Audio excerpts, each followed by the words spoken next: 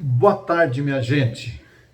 Que Deus continue abençoando a vida de vocês e eu creio que vocês já tiveram uma manhã abençoada e agora eu quero convidar vocês para algum estudo bíblico, para uma reflexão na palavra de Deus.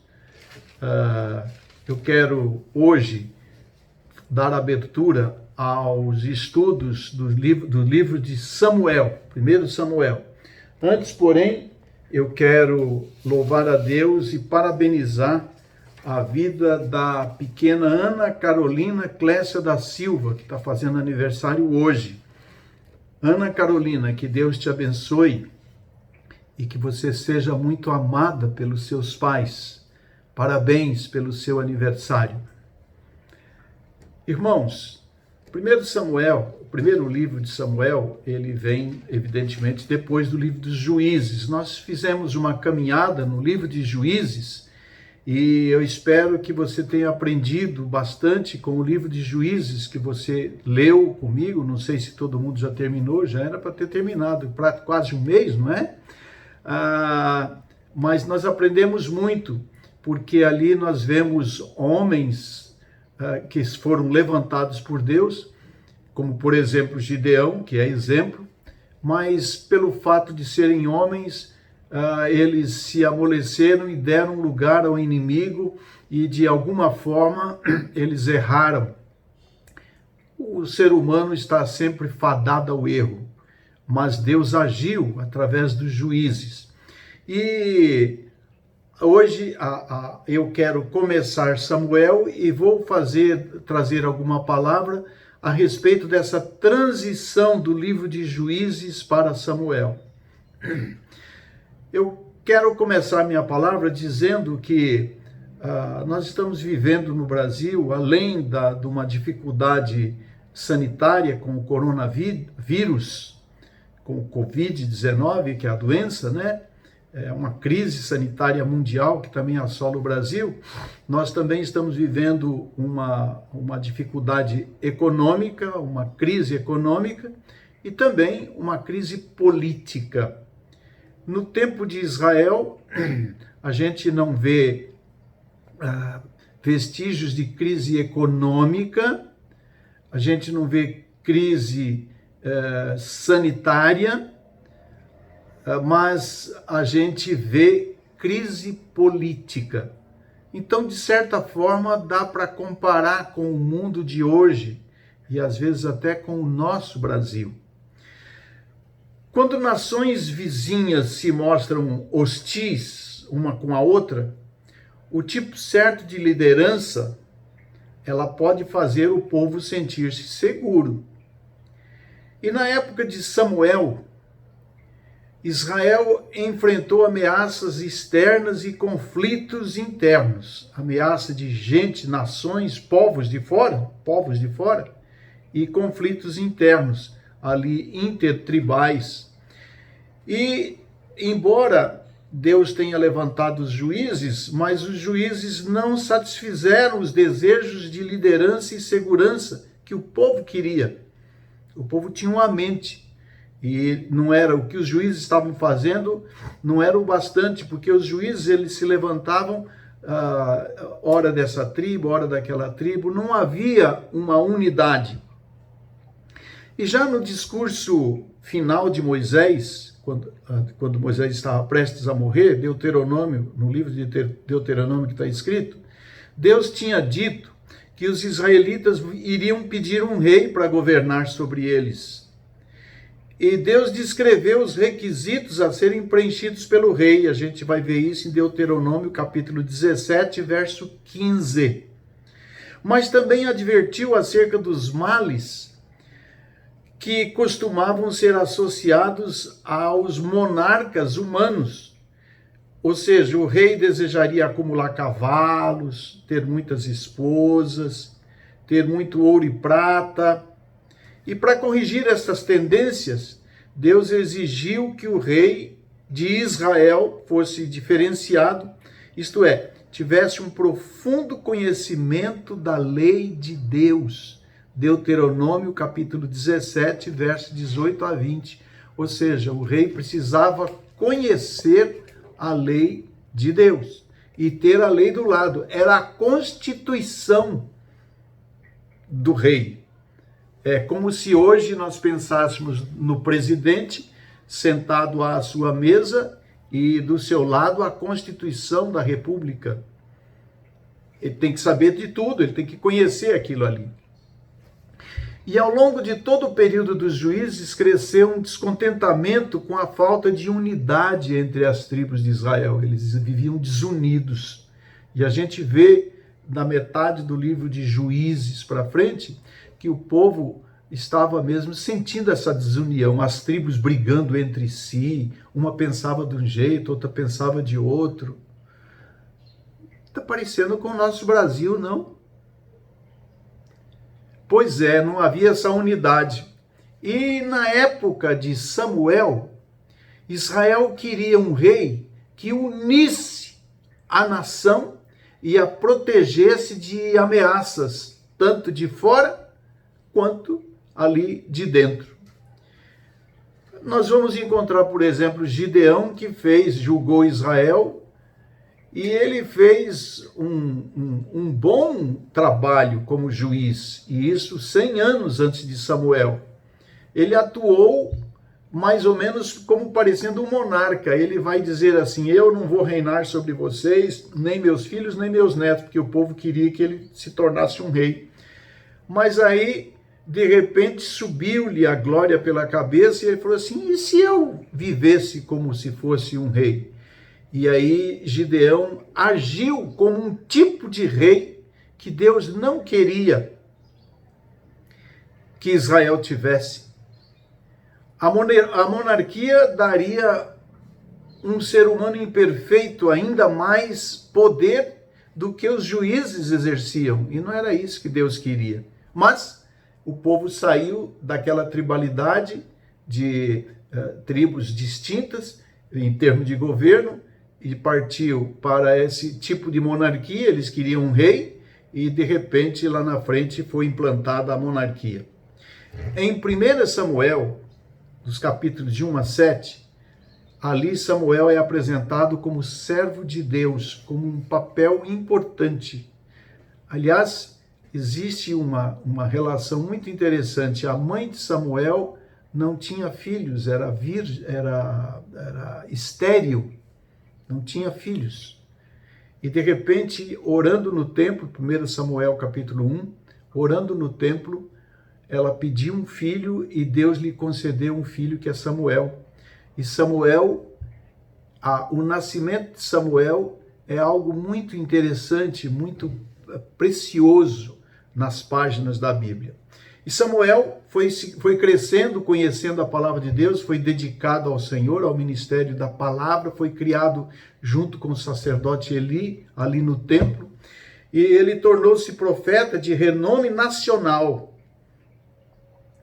No capítulo 7, porém, Samuel já aparece em destaque, e ele chama Israel ao arrependimento. E na função de juiz, ele expulsa os opressores filisteus, algo que Sansão, como juiz e com todas as forças que tinha, não fez. Samuel fez. A liderança de Samuel como levita, profeta e juiz abrangia as esferas, tanto religiosa quanto espiritual e política. Agora, como ser humano, olha só, seus filhos se mostraram indignos de dar continuidade ao seu trabalho. Nós vamos encontrar em 1 Samuel capítulo 8, versos de 1 a 3, dizendo isso. Que pena, né, irmãos, quando a gente não tem esse domínio sobre a família e não consegue levá-la para glorificar o nome do Senhor. E aí o povo continuou pedindo que Samuel nomeasse um rei para liderá-los e torná-los semelhantes às outras nações. E Samuel expressou sua oposição claramente, dizendo: não, eu não vou fazer isso. Mas Deus o instruiu dizendo: vai, Samuel, unge sim. O povo não está querendo que eu seja o rei, eles estão querendo um rei, então vai e unge um rei. É aí que o Senhor vai se expressar dizendo: na minha ira eu vos dou um rei. E a lição que fica para nós aí nesse caso é que a gente precisa tomar cuidado com o que a gente pede.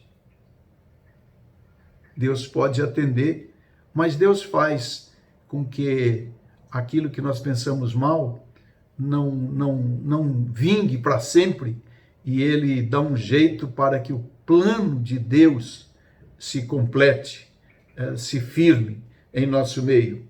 Então, Samuel elegeu a Saul, e Saul tornou-se o primeiro rei de Israel. Capítulos 9 até 10 de 1 Samuel vai nos dar conta disto.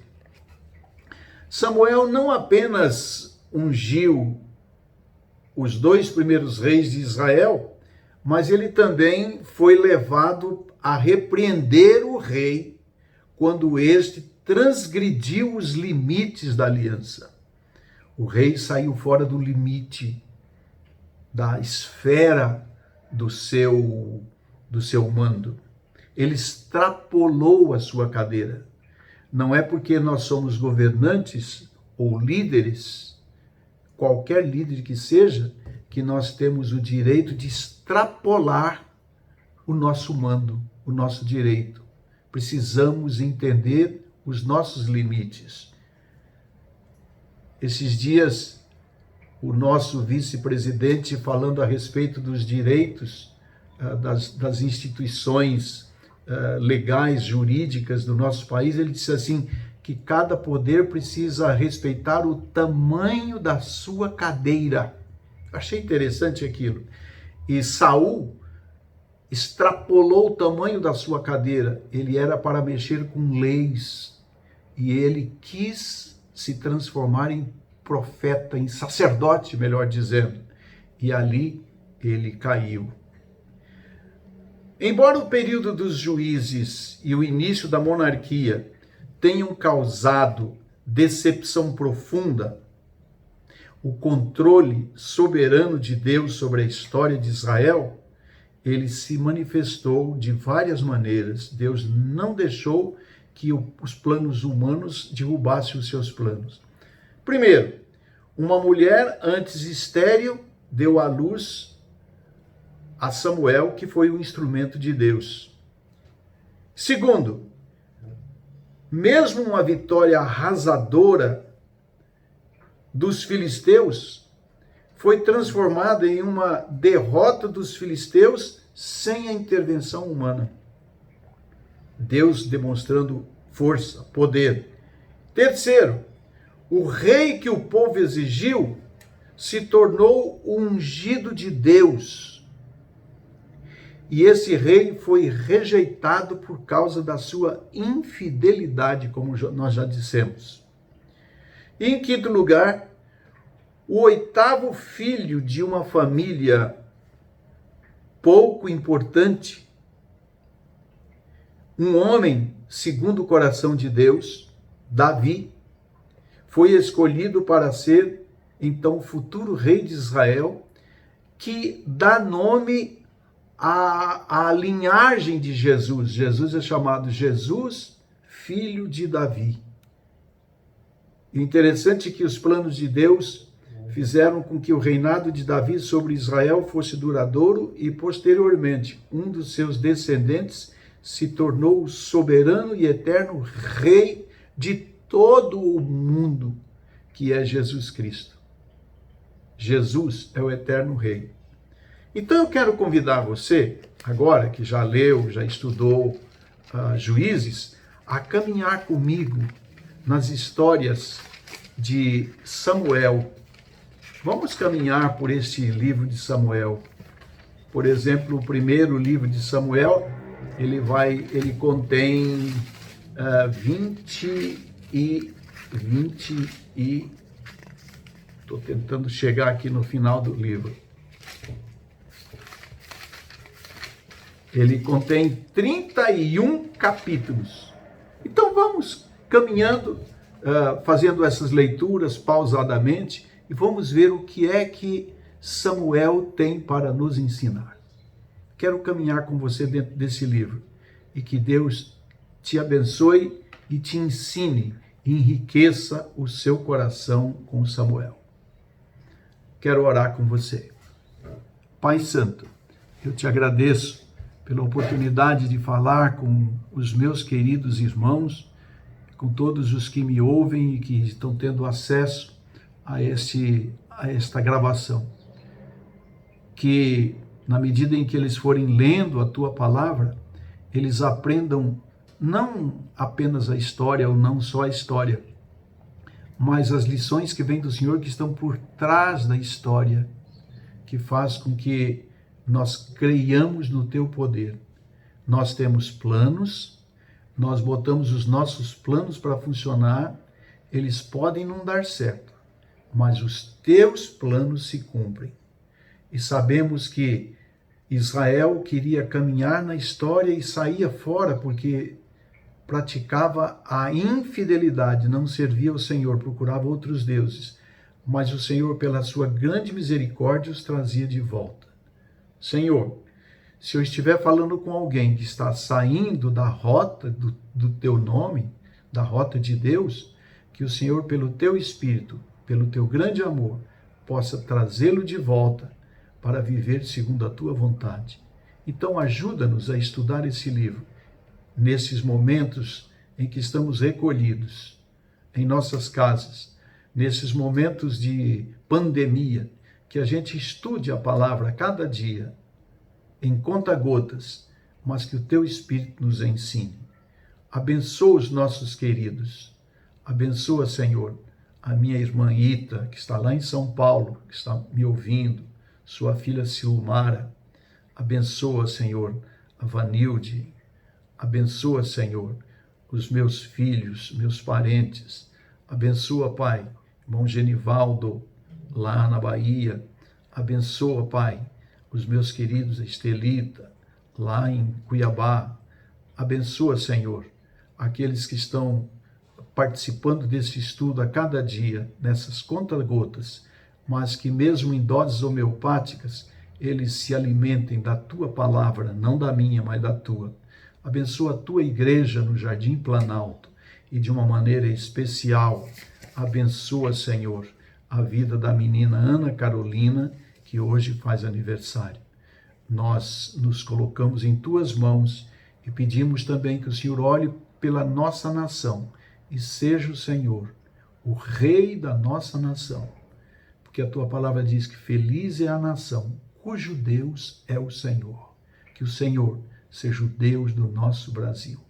É nossa oração, no nome de Jesus. Amém, Senhor. Tenham todos uma feliz quarta-feira na presença de Cristo Jesus.